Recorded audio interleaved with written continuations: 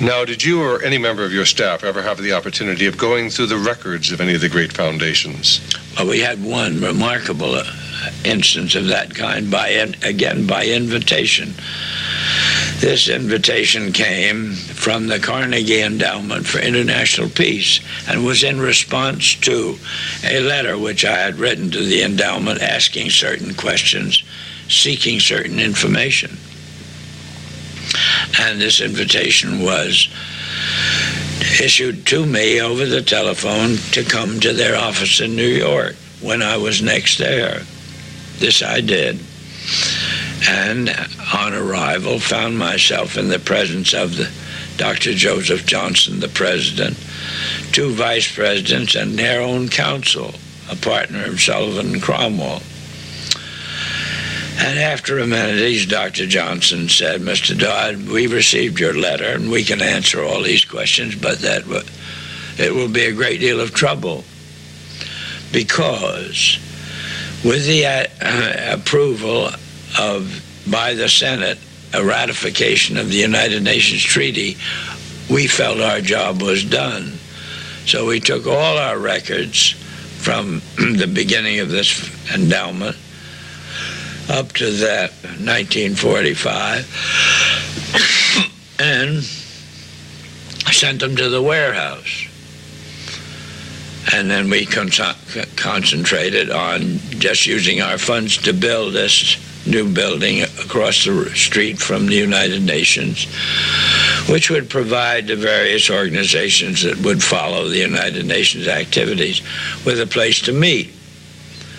But he said, we have a counter-suggestion, and that is, Mr. Dodd, if you can spare a member of your staff for 2 weeks and send them to New York,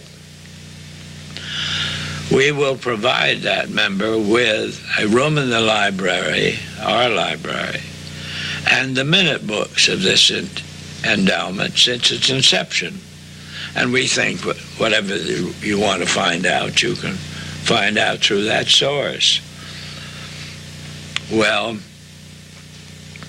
my first reaction was these men had lost their mind, because I had a pretty good idea of what those minute books might show up. But as I thought about it, I realized that most of them were new in their position. And my guess was none of them had ever read the minutes themselves, which would be quite a task to cover 50 years of minutes, reading. I accepted this invitation and selected a member of my staff, a Miss Catherine Casey, who was a practicing Washington lawyer, but who was on my staff to see to it that I, in conduct of the work of the staff, did not break any official rules in Washington. Catherine was also unsympathetic to the investigation. Her attitude was, what could possibly be wrong with foundations? They do so much good. Well, I went out of my way not to prejudice her, but I did say that, Catherine, when you get to New York, you'll find that you can't possibly cover 50 years of minutes in 2 weeks. So you'll have to do what we call spot reading. And I blocked out certain periods for her to concentrate on. And when she returned from Washington, her eyes were figuratively as big around as saucers, and she brought back to me the following on dictaphone belts. We're back in 1908, and the trustees meet, and they raise this question among themselves, namely, is there any means beside war known to man more capable, assuming you wish to alter the life of an entire people? Now, these are the trustees of the Carnegie Foundation. Right. And they discussed this question in a very learned fashion for approximately a year, and come up with the conclusion that war is the most effective means known to man, assuming you wish to alter the life of an entire people. So then they bring up a second question, namely, how do we involve the United States in a war? And I doubt if in 1909 there was any subject more removed from the minds of us as a people than our involvement in a war. There were shows going on in the Balkans, and most of the people of this country hardly knew where the Balkans were. And they conclude that they must control the diplomatic machinery of the United States. And that raises question number 3, namely, how do we secure that control? And the answer comes up, we must control the State Department. And from that time on, their activities were centered on securing control of the State Department.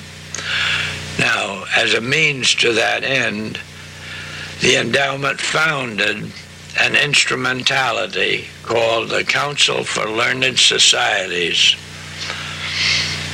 And that council was assigned the task of passing on every high official appointment to the State Department before the appointment was confirmed. At that point, this finding linked up with what we had already suspected. But nevertheless, here was confirmation of it. Well, this happened, and pretty soon the country was in a war, which came to be known, of course, as World War I. And this group of trustees at one point congratulated themselves on the wisdom of their original decision because, as they put it, war has demonstrated a power to alter the life of the people of this country already. And then their interest centered on seeing to it that we, as a people, did not revert to our customs and our practices which prevailed prior to the outbreak of World War I. And they decided after the war was over that that meant we had to control education in the United States. And so they realized that this was a very prodigious task. So they approached the Rockefeller Foundation and made the suggestion that the Rockefeller Foundation take on half the problem and they retain the other half. They divided it between those subjects which were domestic in their significance and those which were international. And they together, the Rockefeller Foundation and the Carnegie Endowment, decided that the crux of the matter lay in their ability to alter the teaching of American history in this country. So they approached then 3 of the most prominent historians with that suggestion, and they were turned down flat. So then they decided they'd have to build their own stable of historians. And so they then approached the Guggenheim Foundation, which specialized in awarding fellowships, and said, figuratively, when we find a young man who's headed to become a teacher of American history, and will you grant him on our say-so a fellowship? And the answer was, yes, we will. So they gradually assembled 20. And they took these 20 to England, London. And there they briefed them as to what was expected of them. And that became the nucleus of the American Historical Association, to which ultimately the endowment made a grant of $400,000 for a study to be made which would conclude what the future of this country was to be. And at the end of 1932, this study comes out in 7 volumes, the last volume of which was a summary of the other 6. And it ended on the note that the future of this country belongs to collectivism administered with characteristic American efficiency. And that became and using today's language, that became the guidelines for higher education in this country. And then coincidentally with that, then books began to appear, all of which were detrimental to our vision of our own patriots who had signed a Declaration of Independence, and they were downgrading these men. Witness the most recent book on Jefferson that had to do with his having enjoyed a colored mistress and things like that. But there's no reason to write that sort of thing. Now, were many of these books that have come out through the years funded, financed, subsidized by the great foundations? Through the medium of their support of certain publishing companies, yes.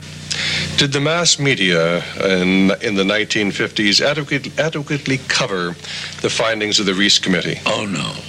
No. Was there any effort? Most reaction through the media were aimed at criticism of me as a personality, and let it go at that.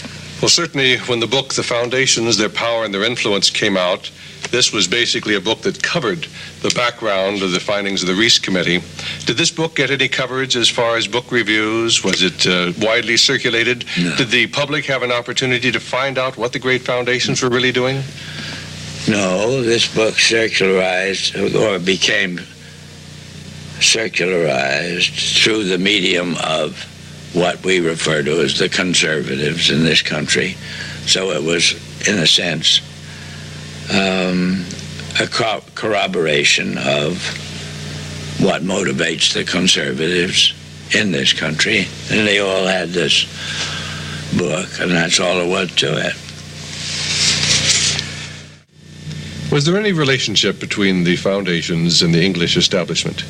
Yeah, a very close one, Doctor, through the medium of the Rhodes Foundation, which was British, and the awarding in this country of Rhodes scholarships.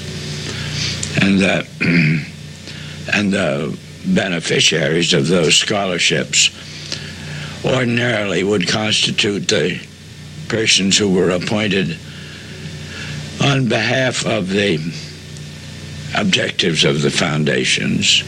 I'll just use as an example a classmate of mine in boarding school, a man named Bill Stevenson, who went to Princeton, became a lawyer after going to Harvard Law School, and